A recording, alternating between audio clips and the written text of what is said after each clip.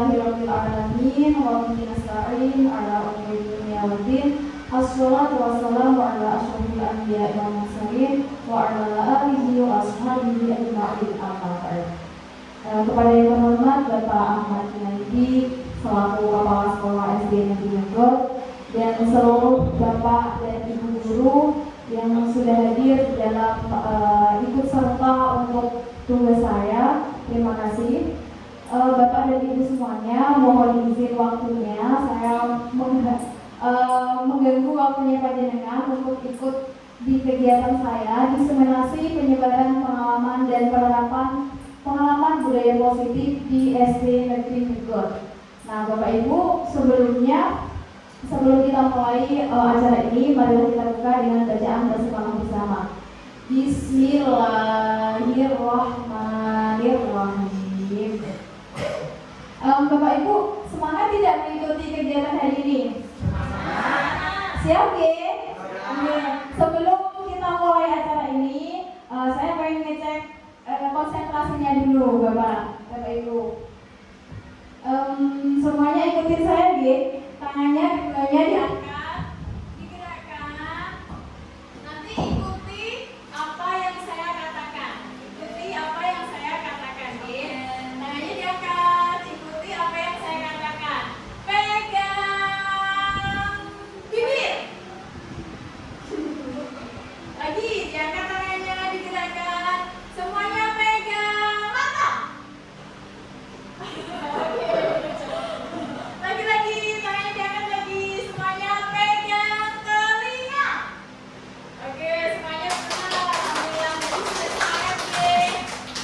Sekarang kita mulai ke materinya. Bapak Ibu, di sini ada pertanyaan pemantik. Coba kita jawab satu persatu. Dari nomor 1, hukuman dapat mendisiplinkan anak. Bapak Ibu setuju atau tidak ya dengan pernyataan ini? Hukuman dapat mendisiplinkan anak. Setuju tidak? Coba siapa yang setuju angkat tangannya. Ibu Zul setuju ya? Pak Haji juga setuju ya? Hukuman dapat mendisiplinkan anak. Berarti kita kasih hukuman dulu anaknya supaya nanti anak-anak bisa disiplin berpakaian, disiplin mengikuti pelajaran. Setuju ya? Sekarang kita coba ke soal nomor 2. Pemberian hukuman dengan hal positif seperti membaca atau membersihkan halaman sekolah dapat meningkatkan disiplin anak. Ini setuju bukan? Kalau anak ada yang tidak mengerjakan PR, dikasih hukuman membaca buku atau dikasih hukuman membersihkan lingkungan sekolah, ini dapat meningkatkan disiplin anak. Setuju bukan Bapak Ibu? Setuju. Berarti pertanyaan pertama setuju, pertanyaan kedua setuju lagi. Oke, kita lanjut ke pertanyaan ketiga. Memberi penghargaan dapat meningkatkan motivasi belajar anak. Setuju lagi. Oke, berarti anak-anak siapa yang nomor 1 mengumpulkan tak kasih hadiah, itu bisa meningkatkan motivasi belajar anak. Setuju Bapak Ibu?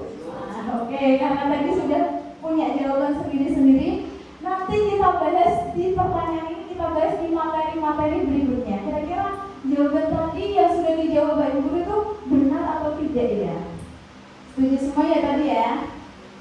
Sekarang kita masuk ke materinya. Nah, hari ini kita akan belajar konsep intinya ada 6 materi. Yang pertama ada disiplin positif dan nilai-nilai kebajikan, ada motivasi perilaku manusia, ada keyakinan kelas, kebutuhan dasar manusia, posisi kontrol guru, dan segitiga restitusi. Bapak Ibu mungkin kalau melihat materi ini mungkin aku sudah bisa gitu ya, sudah paham dengan materinya. Disiplin positif ya seperti itu, pendisiplinan. Motivasi perilaku manusia ya kayak biasa gitu, keyakinan kelas, kebutuhan dasar manusia, dan sampai segitiga restitusi. Kita mulai dari materi pertama,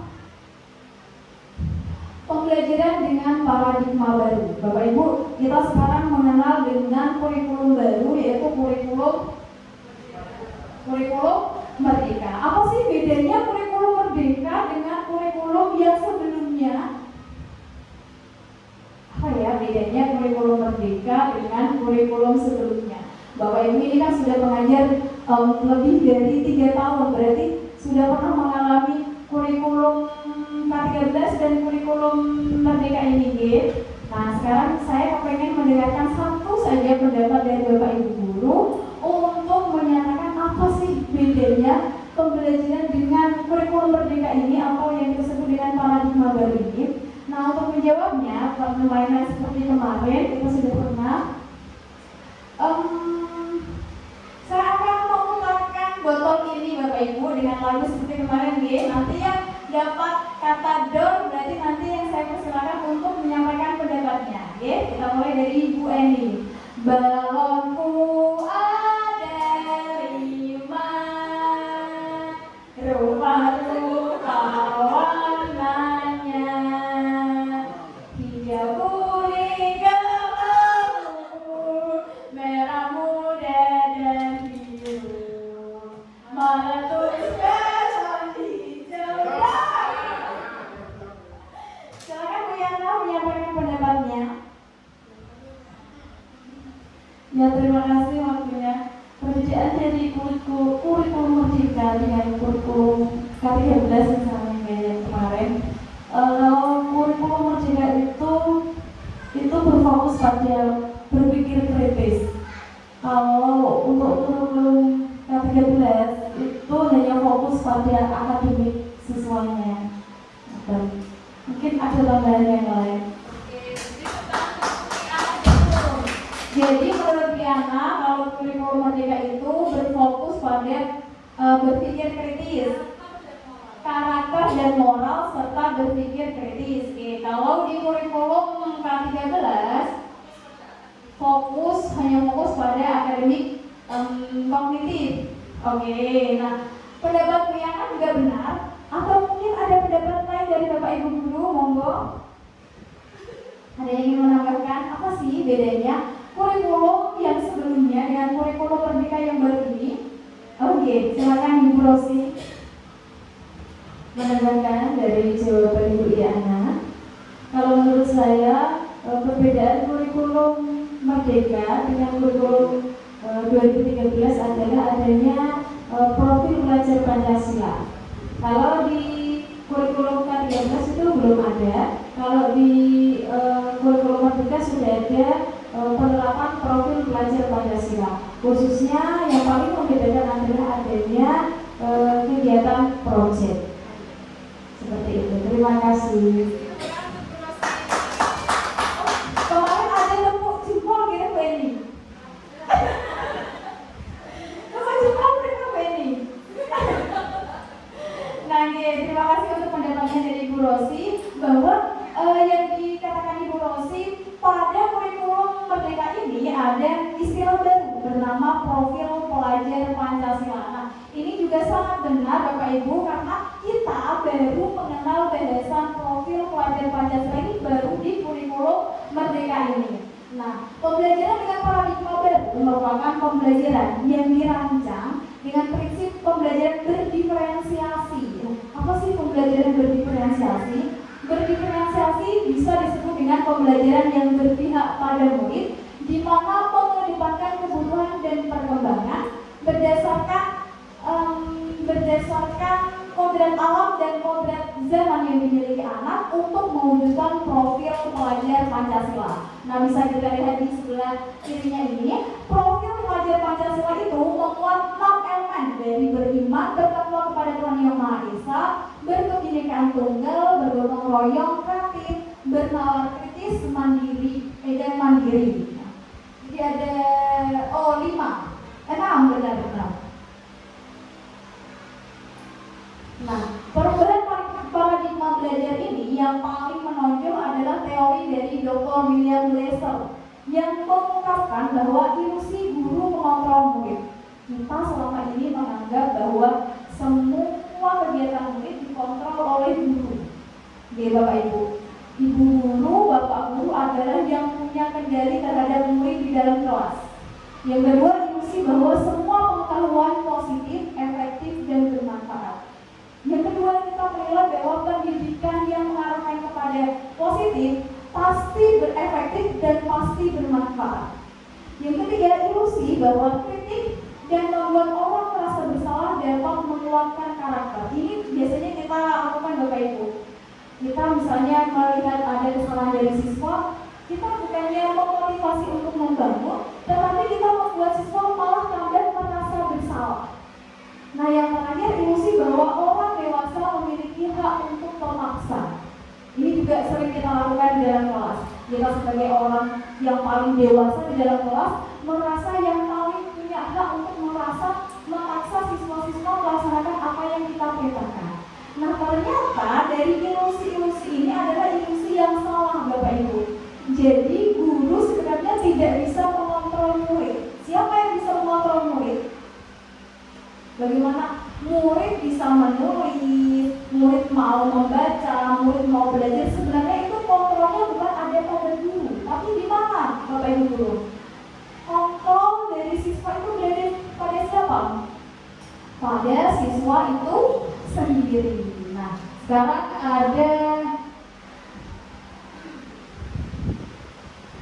ada sebuah cerita kegiatan kepalan tangan. Silakan kita baca bersama Bapak Ibu.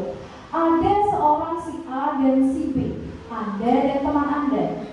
Sobeklah secari kertas kecil, tuliskan benda atau sesuatu yang sangat berharga untuk Anda.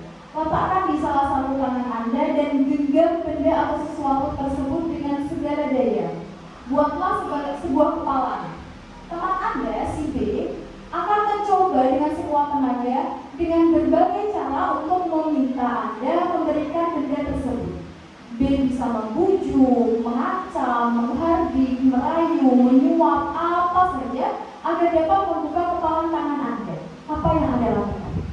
Misalnya Bapak Ibu itu punya sebuah barang berharga yang ada di kepalan tangan Bapak Ibu.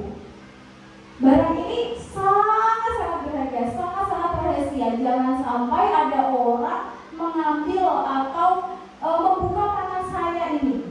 Nah, si B itu sudah merayu, mengancam, membujuk, menyuap, menghardik untuk bisa membuka barang yang ada di kepala tangan Bapak Ibu. Kira-kira apa yang dilakukan Bapak Ibu? Bagaimana? Tetap dipegang. Monggo Bapak-bapak, Pak Dedi. Untuk tetap dipertahankan supaya tidak dapat lepas. Kenapa harus dipertahankan? Karena itu adalah milik kita. Karena itu adalah milik kita. Oke. Silakan ada lagi, Bu Endah mungkin. Sama lah. Tetap. Kenapa harus dipertahankan? Karena itu barang berharga. Karena itu barang berharga. Tidak boleh orang lain Mengetahui. mengetahuinya. Oke. Tentang berbeda dan pada dan benar sekali Bapak Ibu. Yang ada di kepala tangan saya ini adalah milik saya, adalah rahasia saya. Hanya saya yang boleh membukanya. Orang lain tidak punya kendali terhadap apa yang saya punya.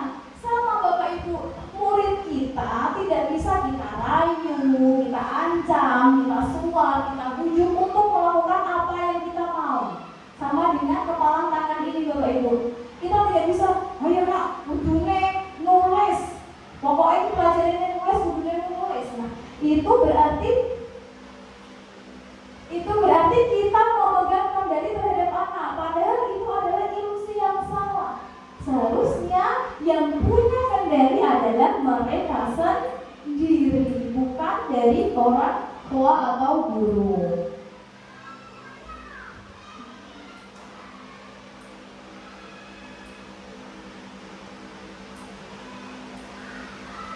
Nah, sekarang kita ke perubahan paradigma stimulus respon teori kontrol atau teori pilihan.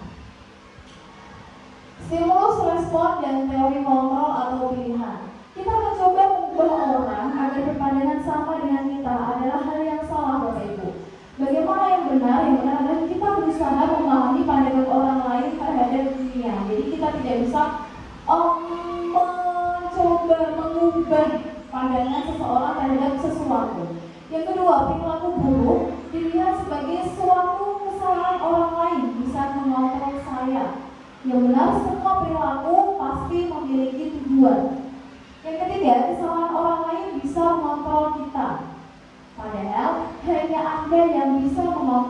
diri Anda. Kemudian saya bisa mengontrol orang lain juga salah, ya benar, Anda tidak bisa mengontrol orang lain. Yang keempat, pemaksaan ada pada saat rujukan gagal. Padahal yang seharusnya adalah melakukan kolaborasi dan konsensus menciptakan pilihan-pilihan baru. Yang keempat, model berpikir menang atau kalah. Yang benar, model berpikir menang dan menang.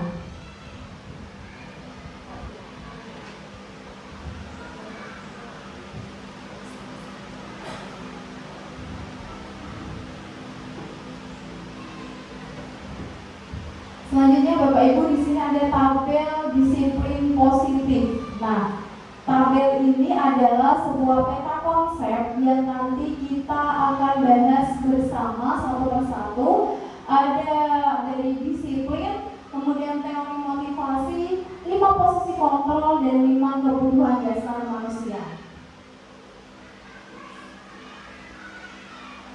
Apa makna dari disiplin? Kita sudah sangat familiar sekali dengan bahasa kata disiplin. Sebenarnya apa sih disiplin itu? Bu Eni minta tolong dibacakan. Kata-kata disiplin itu berasal dari bahasa Latin yang disiplinnya, yang artinya belajar. Makna asal dari kata ini berkonotasi dengan disiplin diri dari murid-murid Socrates dan Plato. Disiplin diri membuat orang menggali potensinya menuju sebuah tujuan apa yang dihargai.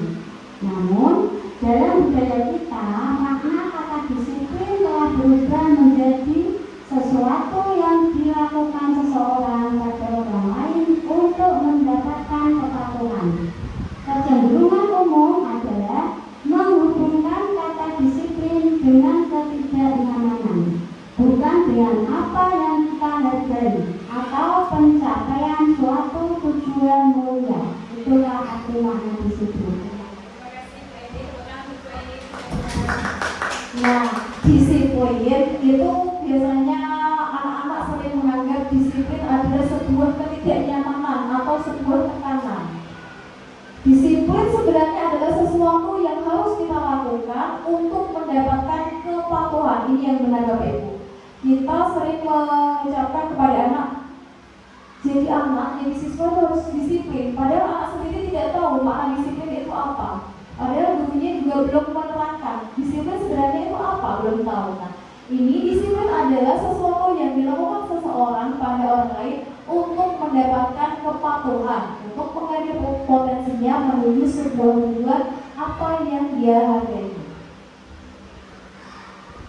Nah, yang sudah pernah kita lakukan Bapak Ibu, yang sudah membudaya di sekolah kita, disiplin positif atau kebiasaan-kebiasaan positif yang sudah kita lakukan adalah ada kebiasaan 6S. Yang pertama, bersalam-salaman, menyapa dengan Bapak dan Ibu guru. Yang kedua adalah berdoa di dalam kelas, dan kemudian kebiasaan disiplin berkata sopan dan santun.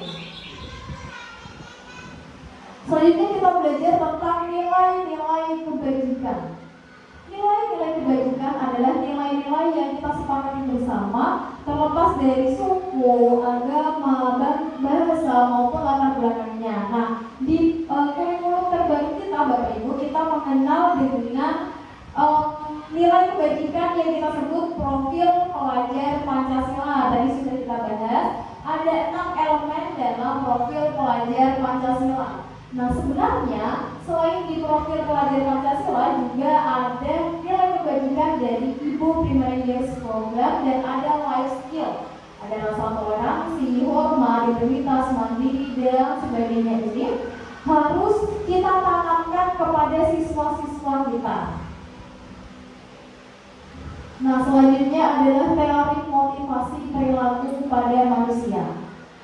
Yang perlu kita tahu Bapak Ibu, setiap manusia melakukan sesuatu itu pasti ada tujuannya.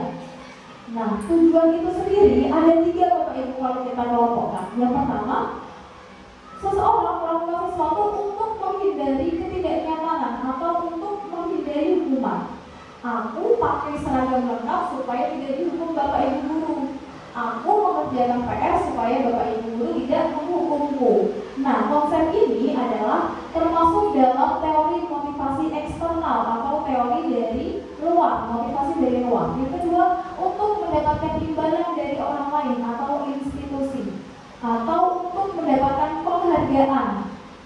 Aku hari ini harus datang pagi-pagi supaya Bapak Ibu guru memberi aku hadiah. Nah, itu termasuk motivasi eksternal juga. Apa yang akan saya dapatkan apabila saya melakukan hal ini? Termasuk motivasi eksternal, motivasi dari luar.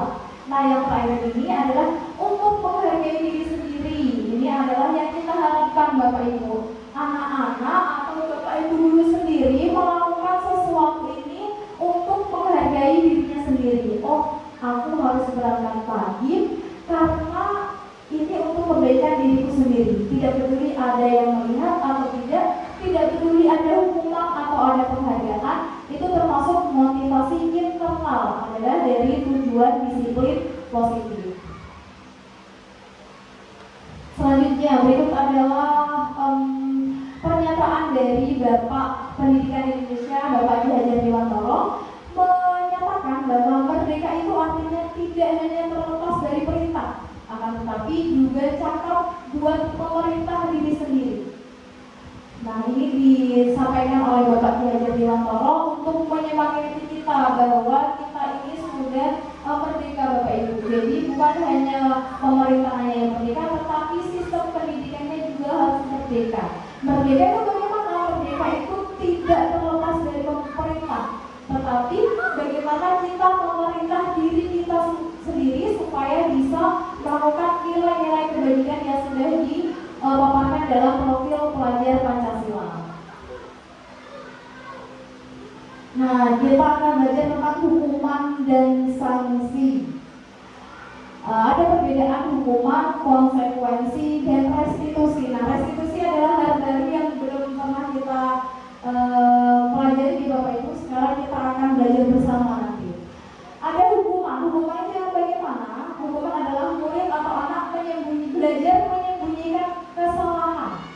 Yang kedua, hukuman itu mengontrol anak dengan pengaruh negatif supaya bisa membayar impas kesalahannya. Kemudian hukuman memberikan dampak pada murid marah, merasa bersalah, terjadi diri, mengasingkan diri. Dan hukuman itu diberikan secara tiba-tiba, tidak diharapkan atau sangat melukai siswa. Nah, bedanya dengan konsekuensi adalah konsekuensi murid atau anak belajar taat peraturan. Kemudian mencoba mengontrol anak dengan penguatan positif, dan anak merasa kehilangan hak waktu jeda seorang diri atau time out dan penahanan detention. Dan konsekuensi itu sudah diketahui sebelumnya, sudah ada kesepakatan sebelumnya dan masuk akal. Nah, selanjutnya ada restitusi. Nah, apa itu restitusi? Restitusi adalah proses menciptakan kondisi bagi murid untuk memperbaiki kesalahan. Yang kedua, murid paham bahwa dirinya sendiri yang pegang kendali kontrol. Dan murid atau anak tidak kehilangan waktu, namun bersemangat untuk memperbaiki diri. Kemudian restitusi juga berupa undangan untuk mengadakan restitusi. Nah, Bapak Ibu, bedanya hukuman, konsekuensi, dan restitusi itu seperti ini, Bapak Ibu. Misalnya kita mengetahui ada siswa kita tidak mengerjakan PR. Biasanya yang saya lakukan dulu seperti ini. Nah, kamu tidak mengerjakan PR, berarti sekarang kamu harus keluar, harus mengerjakan PR di luar. Yang saya lakukan dulu seperti itu, Bapak. Nah, yang saya lakukan itu termasuk hukuman, konsekuensi, atau restitusi ya, Bapak Ibu? Kira-kira hukuman, konsekuensi, atau restitusi? Menurut Buzuk, hukuman nih.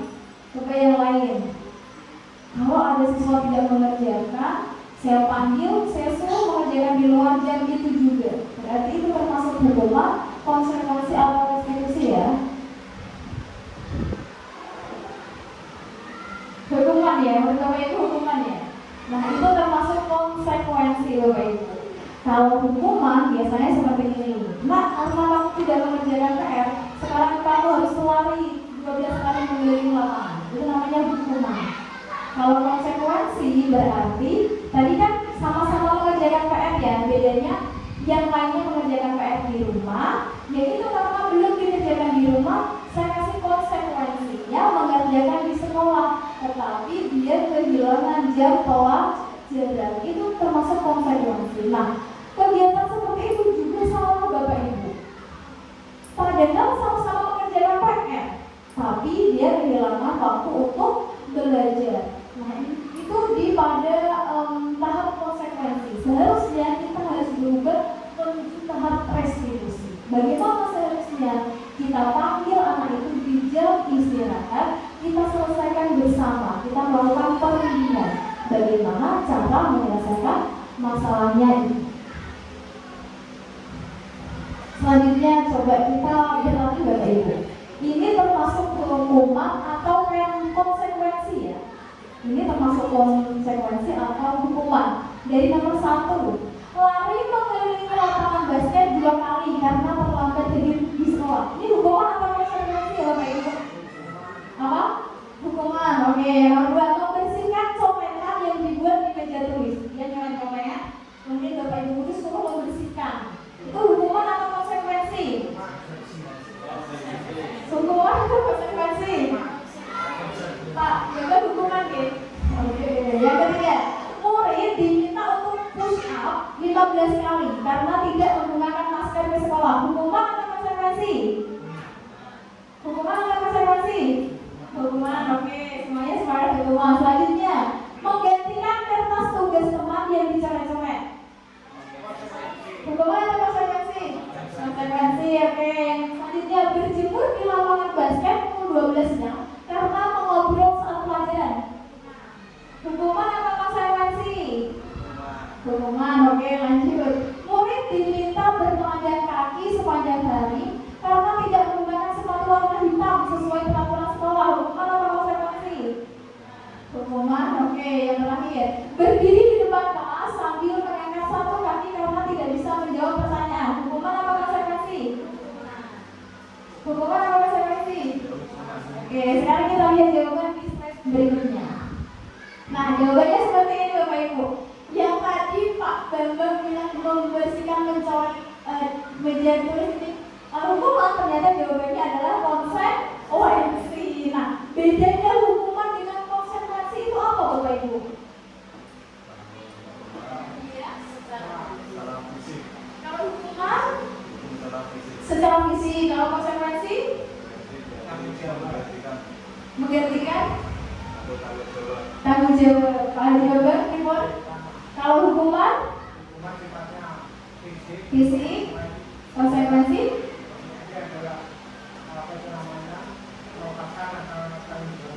oke, sesuai tanggung jawabnya. Kalau beda sama P. Kalau hukuman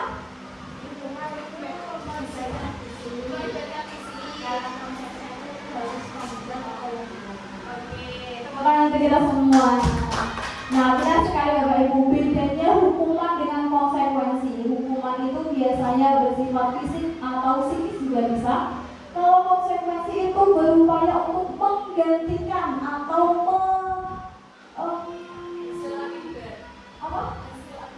ya, akibat untuk mengganti kesalahannya yang setimpal Bapak Ibu. Kalau hukuman tadi kan tidak masuk akal ya, masa terlambat disuruh berkeliling lapangan ya. Kalau konsekuensi menggantikan kertas tugas teman yang dicoret-coret. Benar, kertasnya dicoret-coret baru diganti dengan kertas lagi. Lanjut Ibu.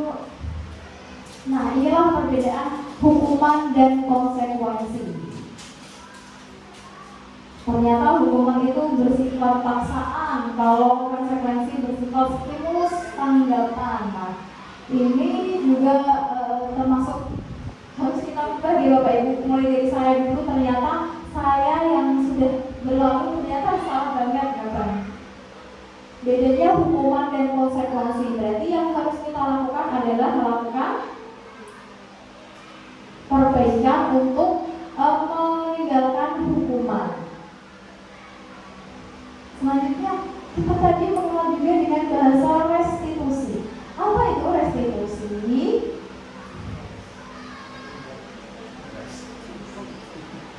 Restitusi adalah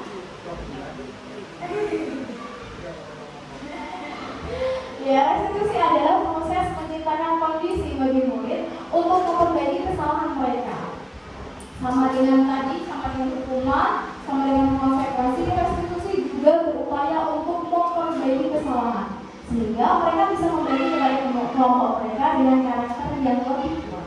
Restitusi juga merupakan proses kolaboratif yang mengajarkan murid untuk mencari solusi untuk masalah mereka dan membantu murid berpikir tentang orang seperti apa yang mereka ingin atau menjadi tujuan mulia dan bagaimana mereka harus memperlakukan orang lain. Nanti di belakang saya akan beri contoh bagaimana restitusi itu. Nah, ini juga termasuk tabel perbedaan antara hukuman, konsekuensi, dan restitusi. Nah, hukuman itu termasuk identitas yang gagal yang harus kita hindari. Yang bisa kita lakukan adalah antara konsekuensi dan restitusi. Itu akan menciptakan disiplin positif pada siswa sehingga menciptakan identitas yang sukses. 9 ciri-ciri restitusi untuk menyelesaikan masalah. Ciri-cirinya bagaimana? Yang pertama, bukan untuk menebus kesalahan, namun untuk belajar dari kesalahan. Yang kedua, memperbaiki hubungan. Yang ketiga, bersifat tawaran, bukan paksaan. Yang keempat, restitusi menuntun untuk melihat ke dalam diri. Yang kelima, restitusi mencari kebutuhan dasar yang mendasari tindakan. Yang keempat, restitusi diri adalah cara yang paling baik. Dan ketujuh, restitusi fokus pada karakter bukan tindakan.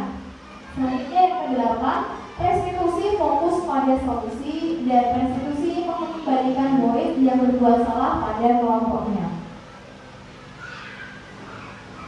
Nah, selanjutnya Bapak Ibu, untuk menciptakan restitusi supaya kita bisa mengaplikasikan restitusi sebelumnya di dalam kelas, kita harus membuat keyakinan kelas. Nah, mengapa sih kok disebut keyakinan kelas? Mengapa bukan peraturan kelas?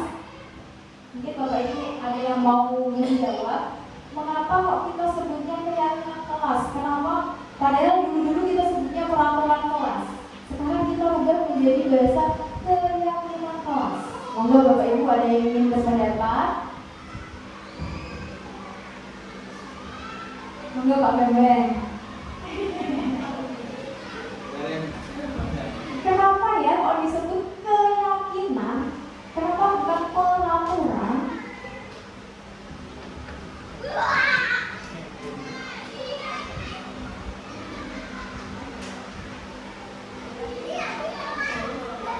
Kenapa Ibu?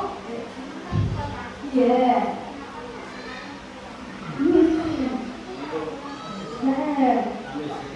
Oke, Pak Bambang. Terima kasih Bapak yang diberikan. Kalau menurut saya keyakinan itu keyakinan kelas ya. Keyakinan kelas itu kita pasti berada di dalam kelas tersebut. Kalau peraturan itu masih bersifat menjaga keseluruhan atau secara umum. Kalau keyakinan kelas pada istilahnya ya yang menempati di mana itu di kelas 1 ya. Keyakinan kelas 1 dan mungkin keyakinan kelas itu berbeda-beda antara kelas 1 sampai kelas 6 begitu. Kalau peraturan itu sifatnya masih menjaga secara umum. Itu kalau menurut pendapat saya. Terima kasih.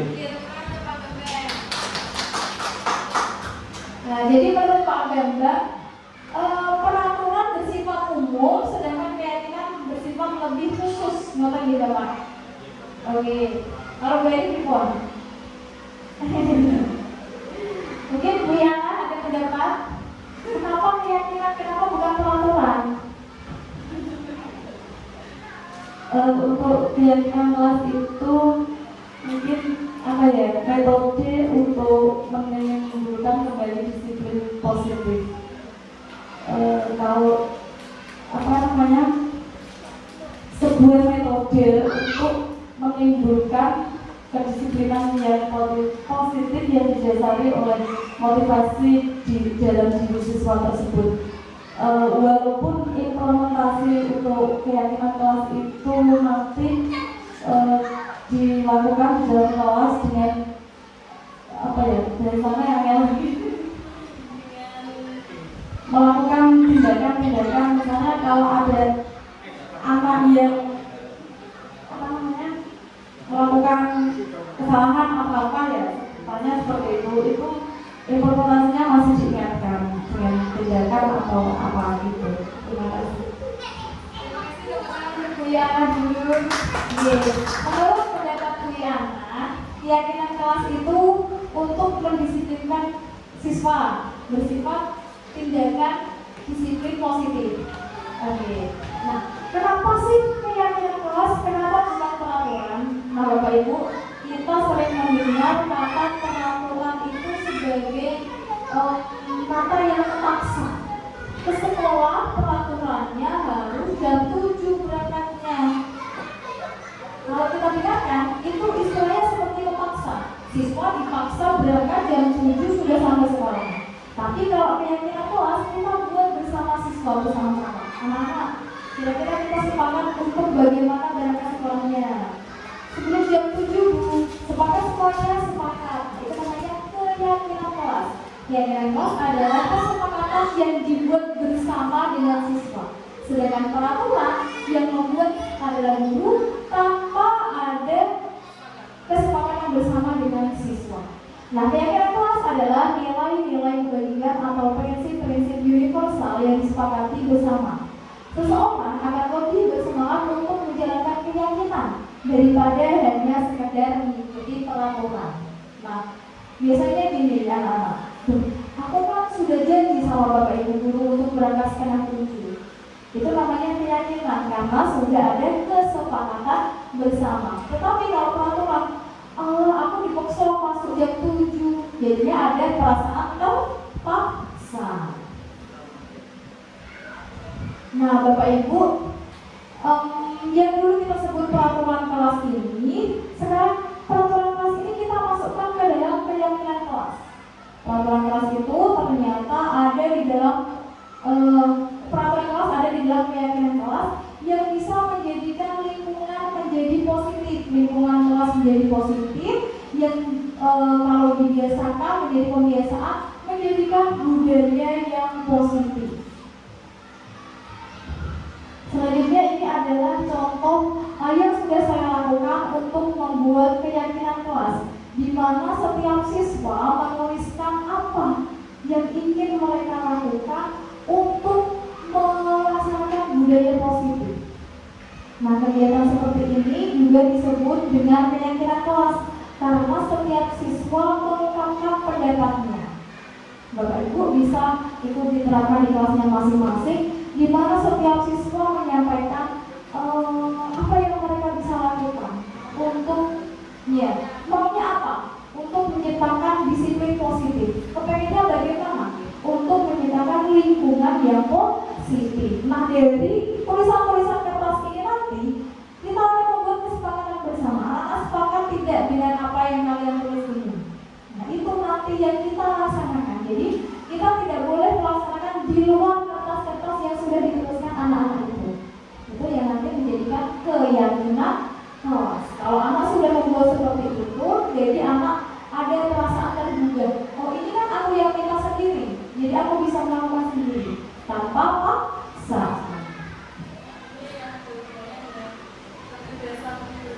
Siap ya, ada hubungannya dengan kebebasan berpikir atau kita sebut dengan pembelajaran berpihak pada siswa. Jadi bukan guru lagi yang mengontrol, tapi siswa sendiri yang mengontrol apa yang dia lakukan. Selanjutnya, bagaimana cara pembentukan keyakinan kelas? Yang pertama, keyakinan kelas bersifat abstrak, berbeda dengan peraturan kelas, peraturan yang bersifat rinci dan konkret. Kemudian keyakinan kelas berupaya berupa pernyataan universal dan pernyataan positif. Kemudian sedikit saja agar mudah diingat siswa. Selanjutnya sesuai dengan kondisi kelas dan sekolah sehingga mudah diterapkan. Dengan seperti pendapat Pak Bambang ya, setiap kelas mempunyai keyakinan yang berbeda disesuaikan dengan kondisi kelas masing-masing. Nah, selanjutnya siswa, warga sekolah atau wali kelas dilibatkan saat membuat keyakinan kelas. Jadi akan timbul kesepakatan bersama, bukan dari satu pihak.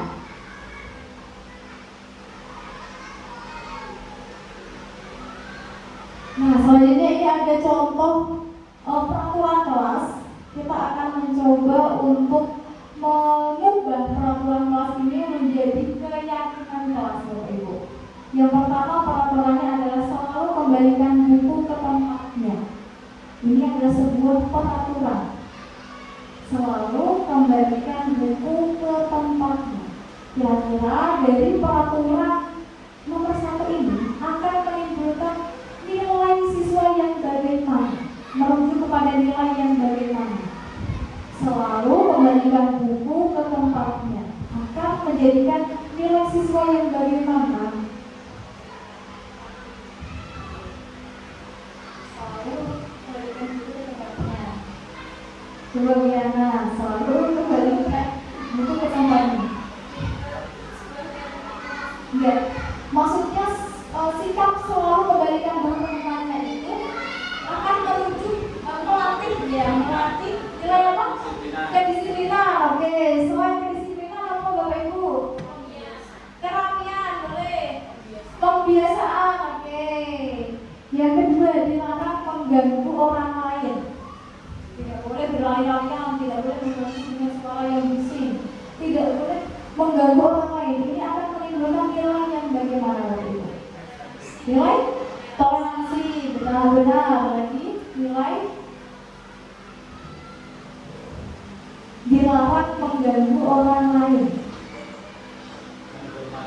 menghormati orang lain. Oke, selanjutnya hadir di sekolah 15 menit sebelum pembelajaran dimulai. Ini melatih nilai apa? Kedisiplinan. Ya, lanjut. Dilarang melakukan kekerasan. Melatih nilai dilarang melakukan kekerasan.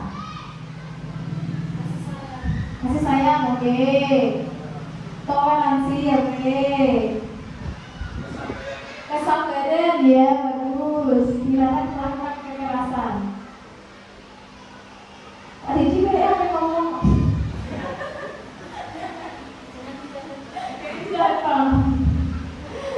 Sebenarnya dilarang menggunakan narkoba. Ini termasuk nilai ketaatan. Oke, boleh.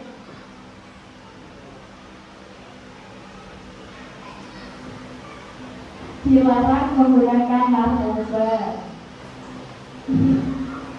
Selanjutnya, bergantian atau menunggu giliran. Ini melatih nilai kesabaran, ya. Apalagi ketertiban. Lanjut, menggunakan masker. Ini mungkin posisinya masih di era COVID, ya Bapak Ibu. Untuk menggunakan masker itu kita melatih nilai apa, Gem? Kesehatan, kesabaran,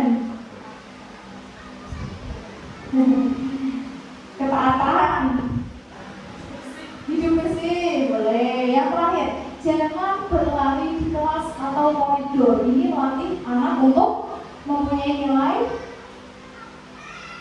Jangan berlari di kelas atau koridor.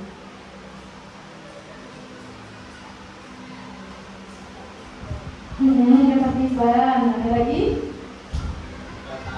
Ketaatan, bisa.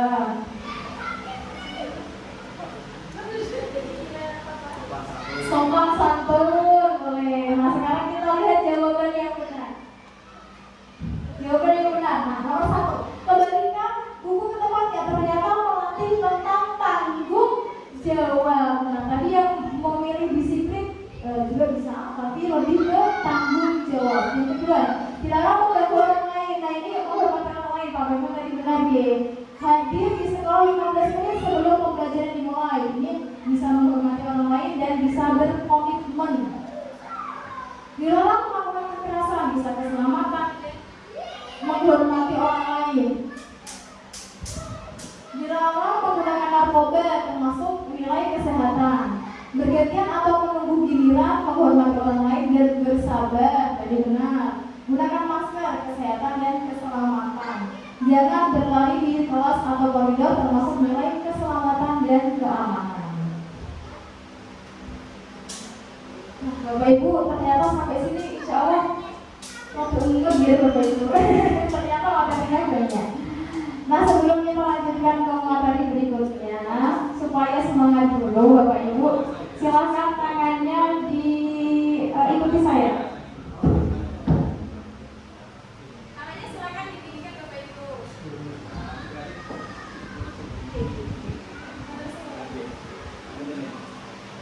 Boleh agak kakak dengan tempat sebelahnya. Tapi ditinggikan biar agak pose jangan kali sebelumnya. Nanti kalau saya bilang, oh iya beda. Nanti kalau saya bilang kamu nyapu sendiri, berarti kamu masuk ini. Nah, tepuk nyapu sendiri. Kalau saya bilang tepuk nyapu sebelah kanan, berarti tepuk sebelah kanannya. Tepuk tangannya dong, bukan tepuknya. Nah, sebelahnya harus menyembunyikan tangannya. Saya nomorkan tepuk. Paham ya? Kalau tepuk nyapu sendiri berarti tepuk nyapu sendiri. Tepuk nyapu sendiri. Tepuk nyapu sebelah kiri. Tepuk nyapu sebelah kiri. Tepuk nyapu. Nyapunya. Tepuk nyapunya bukan budaknya. Nanti yang tidak fokus, nanti siap-siap pegang mic. 1, 2, 3, tepuk tangan sendiri. Tepuk nyapu sendiri. Tepuk nyapu sendiri. Tepuk nyapu sebelah kiri. Nyapunya. Lagi.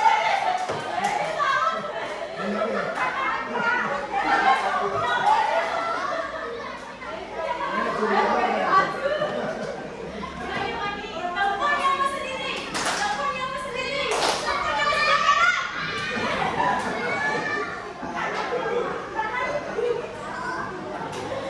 Lagi terakhir, tepuk nyapu sendiri. Tepuk nyapu sendiri. Tepuk nyapu sendiri. Tepuk nyapu sendiri. Tepuk nyapu sebelah kiri.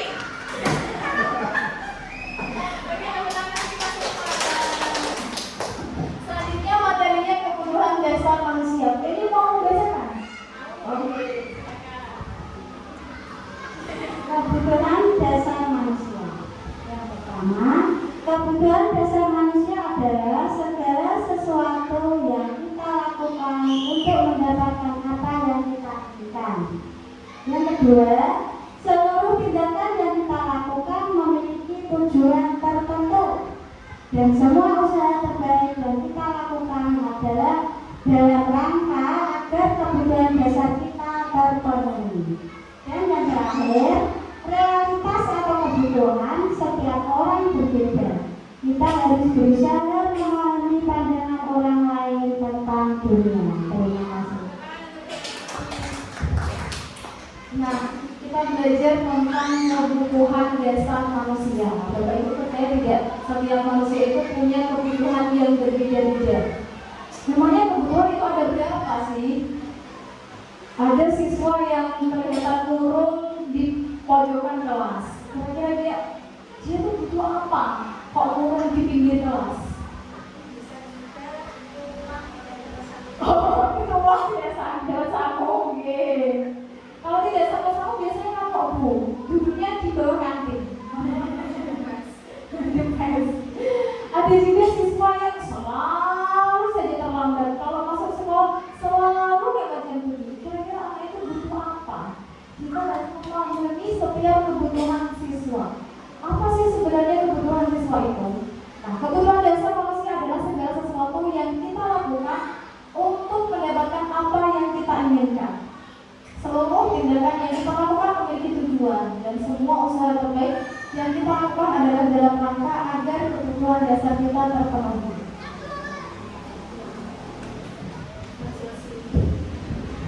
Nah, ada 5 kebutuhan dasar manusia. Ibu, ada yang pertama kebutuhan untuk bertahan hidup berupa makanan, pakaian, tempat tinggal, keamanan, dan kesehatan.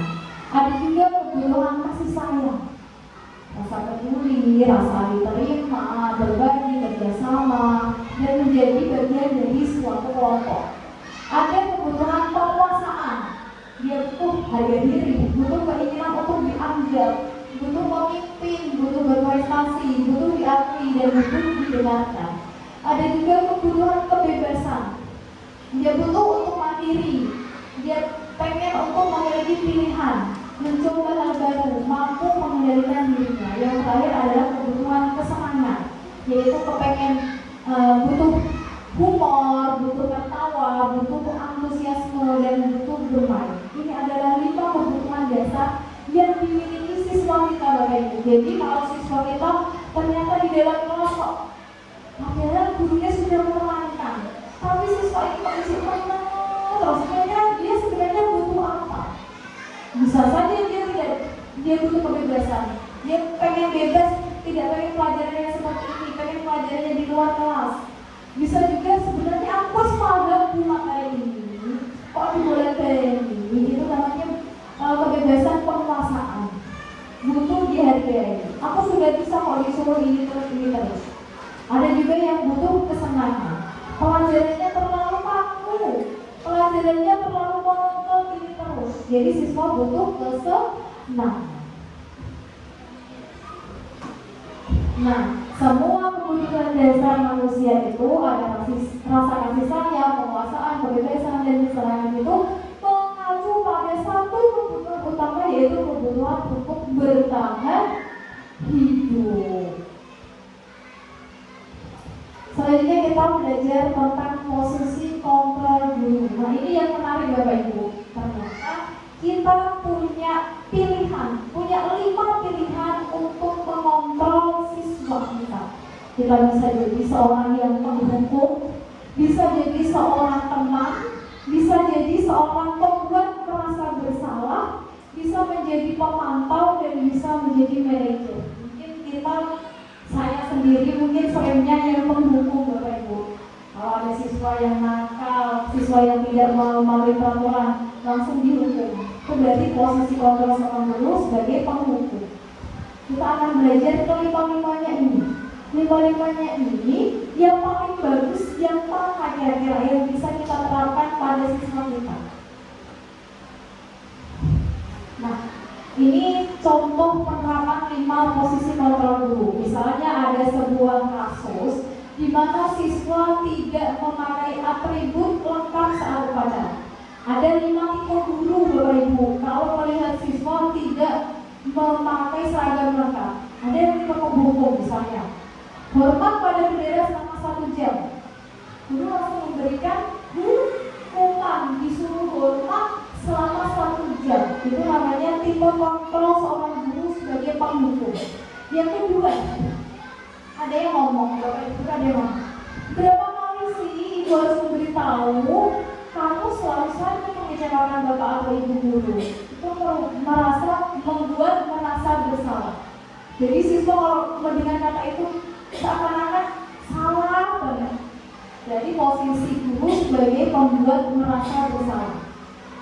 Selanjutnya, ada yang mengatakan, ayo dong ikuti aturan sekolah, tolong bantu Ibu sekali ini.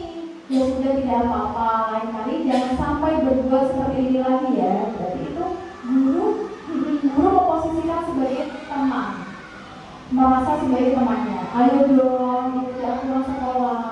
Ada juga yang mengatakan, kamu sudah melanggar peraturan sekolah, kamu tahu konsekuensinya. Setelah upacara, kamu beri atributnya ke koperasi dan jangan ulangi lagi. Itu sebagai seorang pemantau. Yang terakhir sebagai manajer. Apakah kamu tahu kesalahanmu? Kira-kira bagaimana kamu memperbaiki kesalahanmu? Itu ada 5 posisi kontrol Bapak Ibu. Kira-kira yang paling bagus yang mana Bapak Ibu? Tadi ada penghukum, membuat merasa bersalah, sebagai teman, pemantau, dan sebagai manajer. Kira-kira yang paling bagus yang mana? Menurut Benny? Sebagai teman. Oke. Ada pendapat lagi? Menurut Pak Didi sebagai manajer. Oke. Menurut Bu Rosi sebagai apa yang paling bagus?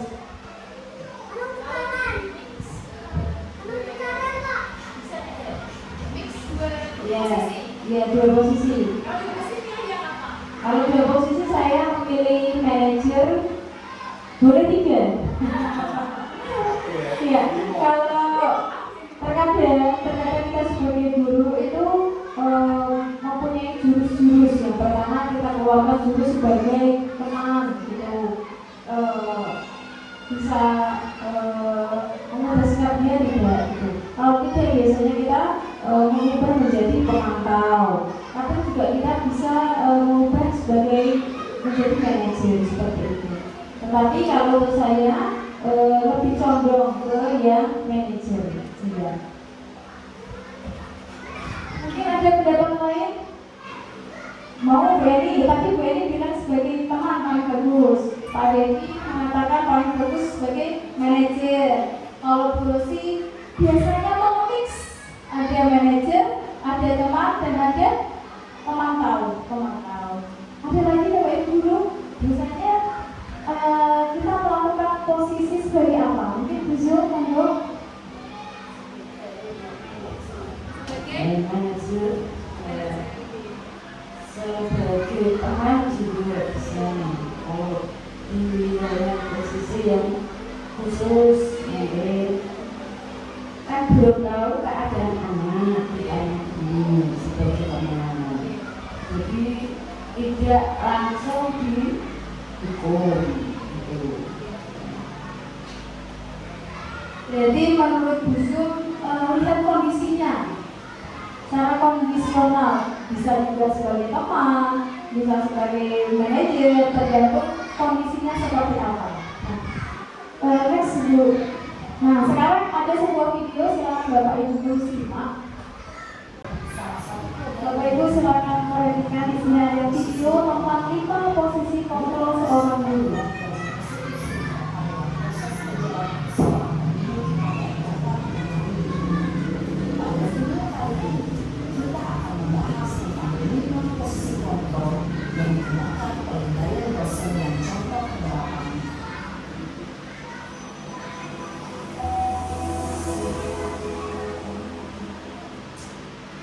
Lima posisi kontrol itu adalah 1. Posisi penghukum, 2. Posisi pembuat masalah bersama, 3. Posisi teman, 4.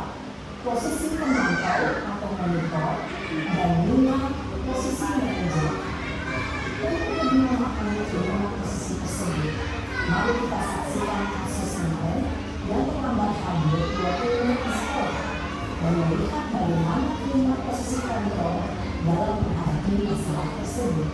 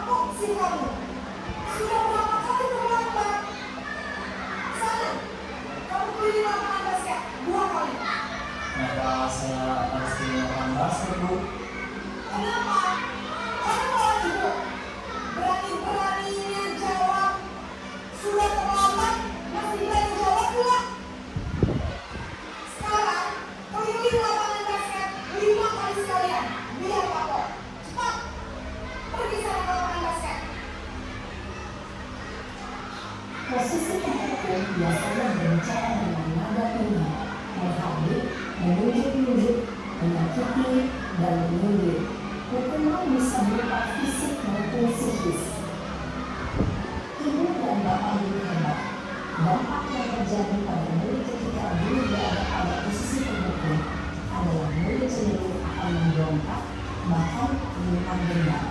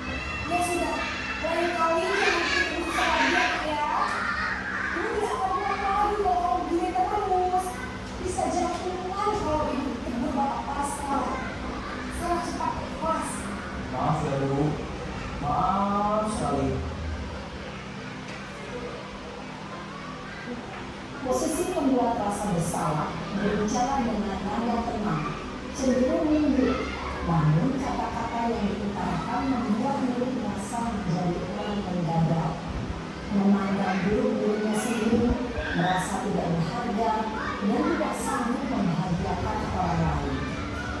Ketika guru mengambil posisi pembuat rasa bersalah, murid akan melihat dunia yang bersalah dan ia akan menyimpan emosi negatif tersebut di dalam dirinya.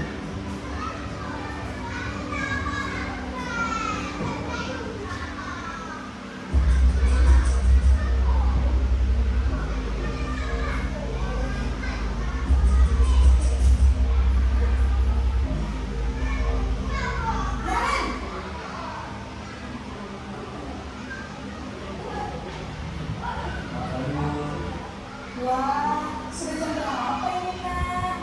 Terlambat lagi ya saya. Iya Bu, habis ibu saya lupa bangunkan saya Bu. Kamu malah menyalahkan ibu kamu. Kamu bukannya anak yang tadi paling kencang. Kok terlambat sih? Iya Bu, saya memang terlambat bangun tadi. Jadi biar saya kencang tetap langsung ya Bu. Ya sudah Sar, nanti lain kali larinya lebih kencang lagi ya. Biar gak terlambat lagi. Bikin seneng ibu, demi ibu. Bisa kan? Bisa lah Bu. Ya sudah Sar, harus kelas. Ibu beresin urusan absen kamu. Kamu ini ada-ada saja. Dalam posisi tenang, guru berbicara dengan nada suara ramah, akrab, cenderung bersedia juga untuk menjaga suasana tetap santai. Murid akan merasa senang, aman, dan akrab dengan guru. Identitas yang tercipta adalah identitas sukses atau berhasil. Namun, perlu diingat, karena ini masih dorongan eksternal, maka ada faktor ketergantungan dari murid kepada orang tertentu. Di sini, guru absennya, sehingga di lain waktu, murid bisa berperilaku baik, namun hanya kepada orang-orang tertentu saja.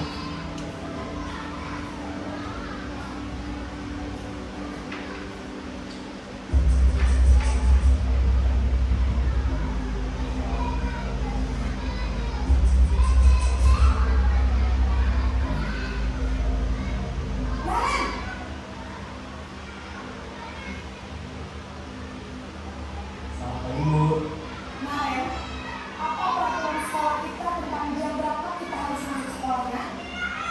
Kita harus di sekolah dulu Bu. Iya betul, sekarang sudah jam 7.20. Maren sudah tahu konsekuensinya jika terlambat lagi.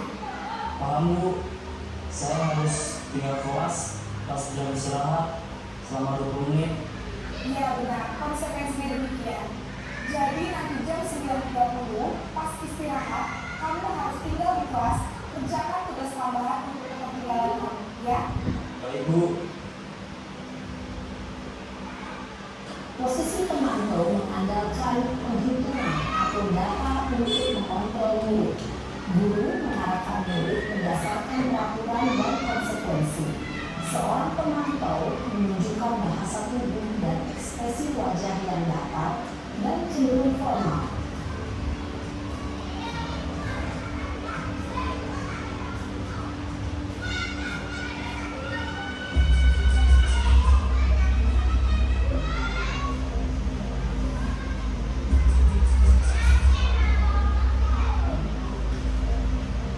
Maren!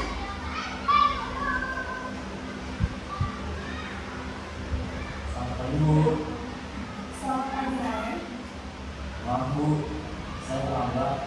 Ya, sekolah masuknya jam 7, sekarang sudah jam 7.20. Jadi sekarang bagaimana ya, Maren? Maaf Bu, saya lupa saya semalam.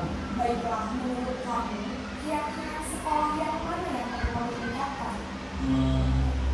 Menghargai diri sendiri dan orang lain mungkin ya Bu. Setuju. Jadi, apakah Maren meyakini prinsip saling menghormati tersebut? Iya Bu, saya meyakininya. Apakah Maren bersedia memperbaiki masalah keterlambatan ini? Bersedia Bu. Bagaimana kalau kamu memperbaiki masalah keterlambatan ini?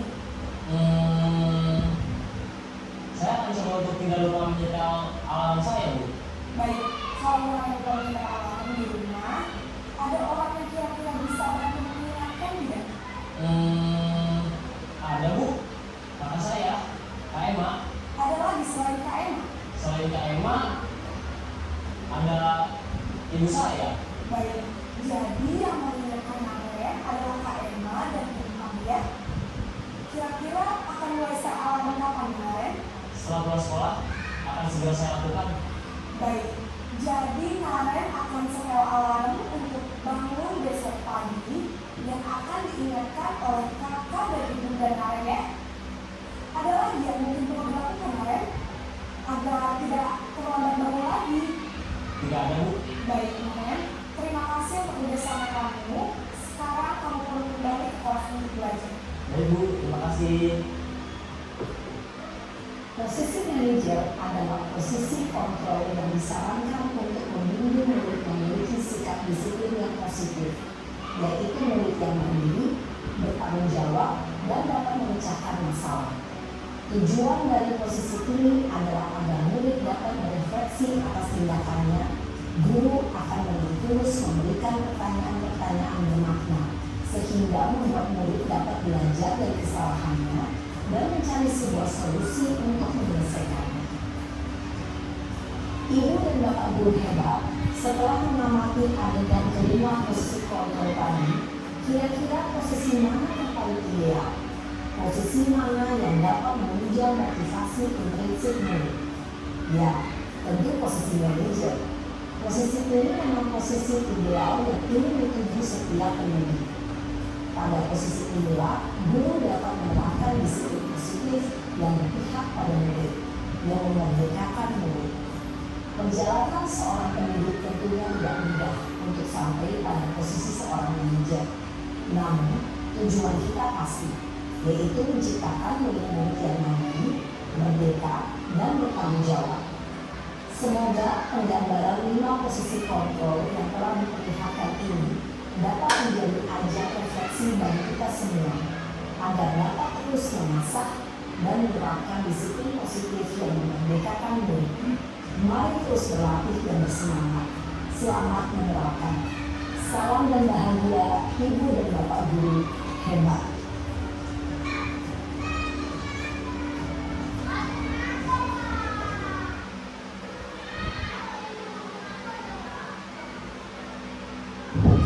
Nah, terima kasih Bapak Ibu. Itu tadi adalah sebuah video yang memperlihatkan contoh 5 posisi kontrol seorang guru.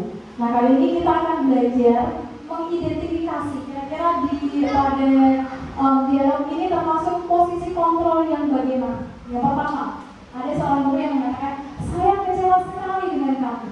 Ini termasuk posisi kontrol yang mana Bapak Ibu? Tadi ada teman, pembuat merasa bersalah, penghukum, pemantau, dan ada manajer. Ibu guru ini mengatakan, saya kecewa sekali dengan kamu. Termasuk dia mana? Membuat merasa bersalah. Oke, karena berproses.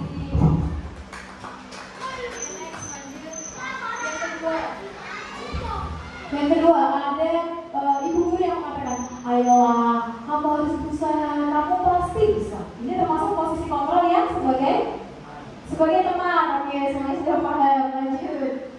Lanjut ada posisi lagi, Bapak guru mengatakan, apakah kamu mau mendapatkan stiker bintang hari ini? Apakah kamu mau mendapatkan poin hari ini? Ini termasuk posisi kontrol yang mana Bapak Ibu? Sebagai apakah kamu mau mendapatkan poin hari ini, poin merah hari ini? Sebagai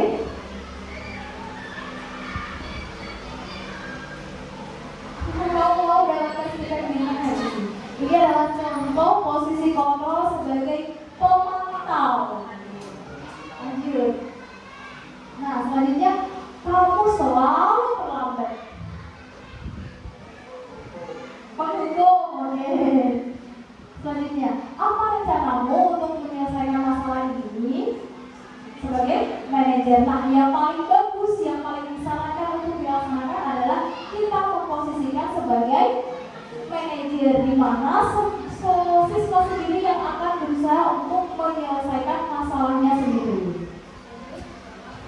Nah, kita harus bergerak dari peraturan, dari sebagai pemantau, dari sebagai pemberi konsekuensi atau pemberi hadiah, kita harus berubah menjadi nilai-nilai yang kelas, berubah menjadi seorang manajer dan berubah untuk memperbaikinya. Jadi Bapak Ibu, tadi yang pertama ada pertanyaan tentang memberi hukuman dapat mendisiplinkan murid. Berarti benar atau salah? Salah. Selanjutnya, kalau kamu yang ini, bagaimana cara memperbaiki masalah ini, begitu lanjut. Nah, selanjutnya kita akan belajar tentang segitiga restitusi. Segitiga restitusi adalah suatu proses yang dilakukan oleh guru agar dapat menghasilkan murid yang mandiri dan bertanggung jawab. Jadi, jika ada siswa yang melakukan kesalahan, seorang manajer akan menyelesaikannya dengan proses segitiga restitusi. Ada 3 tahap, yaitu yang pertama menstabilkan identitas, melakukan validasi tindakan yang salah, dan menanyakan keyakinan. Jadi tahap pertama yaitu menstabilkan identitas. Apa yang dilakukan guru? Yaitu guru bisa mengatakan seperti ini: berbuat salah itu wajar, atau tidak ada manusia yang sempurna. Ibu atau bapak guru juga pernah melakukan itu. Ibu atau bapak guru tidak mau mencari siapa yang salah, tapi ibu atau bapak ingin mencari solusi dari permasalahan ini. Kemudian kamu berhak merasa seperti itu. Di tahap selanjutnya yaitu validasi tindakan yang salah. Nah, yang bisa dikatakan bapak dan ibu guru adalah kamu pasti punya alasan mengapa melakukan hal itu. Ada juga padahal kamu bisa melakukan yang lebih buruk dari ini ya. Dan juga kamu patut bangga karena telah memenuhi sesuatu yang penting buat kamu. Lanjut, kamu melakukannya karena mempertahankan sesuatu yang penting bagimu. Selanjutnya ada tahap menanyakan keyakinan. Nah, pertanyaannya seperti ini: apa keyakinan kelas kita? Nilai-nilai apa yang telah disepakati bersama? Seperti apa gambaran sebuah kelas yang ideal menurut kamu? Dan kamu ingin menjadi orang yang seperti apa? Ya, nanti saya serahkan contoh segitiga restitusi yang sudah saya lakukan. Selanjutnya kita akan refleksi dulu, Bapak. Hal baru apa yang mengubah paradigma saya yang saya dapatkan hari ini apa Bapak Ibu dari belajar tadi? Mungkin ada yang ingin menyampaikan dari berslide-slide ini, kayaknya ada 40 slide. Ini kita tadi belajar tentang apa saja di Bapak Ibu? Yang pertama tadi kita belajar tentang disiplin positif, benar. Yang kedua kita belajar tentang keyakinan kelas. Tadi juga kita belajar tentang motivasi tindakan. Ada kita belajar tentang 5 posisi kontrol seorang guru. Dan yang terakhir kita belajar tentang segitiga restitusi. Nah, masalah apa yang muncul selama mengikuti sesi ini? Masalahnya bagaimana Bapak Ibu? Kesel.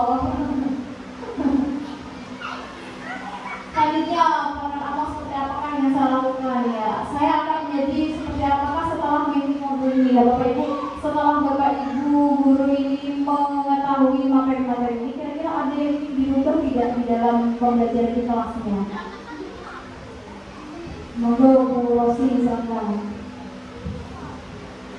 Ada yang ingin saya ubah dari pembelajaran yang saya lakukan. Utamanya adalah ketika menemui anak yang bermasalah. Utamanya itu kita harus memperbanyak diskusi dengan anak. Kemudian tidak semena-mena untuk memberikan dukungan atau memberikan konsekuensi. Kita harus telusur dulu permasalahan seperti apa. Kita ajak berdiskusi dan kita pecahkan masalah itu bersama. Seperti itu. Terima kasih. Selanjutnya mungkin dari Pak Bangga, monggo.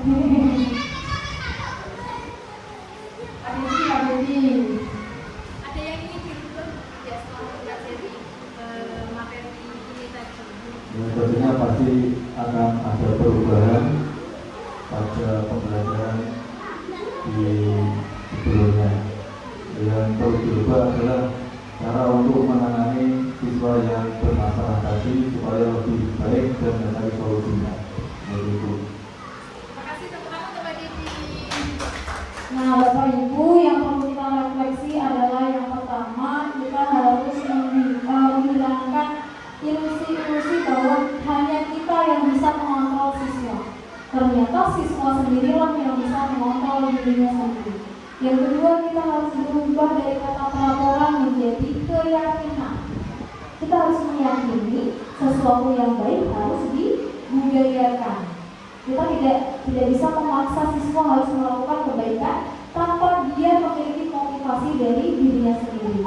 Nah, yang ketiga, kita harus belajar untuk berubah dari pemantau, dari penghukum, dari teman menjadi seorang manajer. Bagaimana cara kita menyelesaikan sebuah masalah.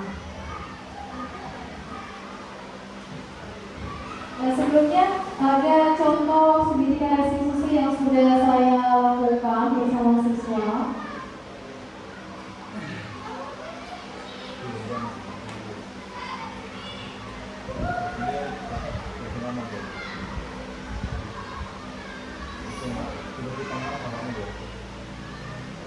Nah, Bapak Ibu bisa, ini contoh masih kasar di Bapak Ibu. Ini contohnya, kasusnya adalah Mas Restu marah kepada Mas Alfa karena Alfa menyontek hasil pekerjaannya. Mas Alfa marah sampai menggebrak mejanya. Nah, salah satu cara menyelesaikannya adalah dengan segitiga restitusi.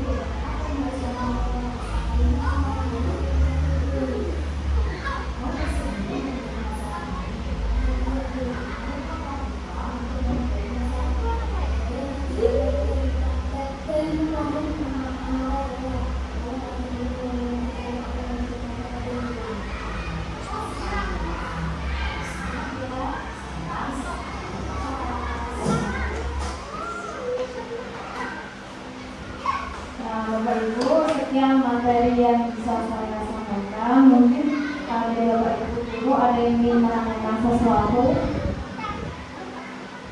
Sudah jelas. Ya, terima kasih untuk keuangan waktunya yang diberikan untuk saya. Saya akhiri. Wassalamualaikum warahmatullahi wabarakatuh.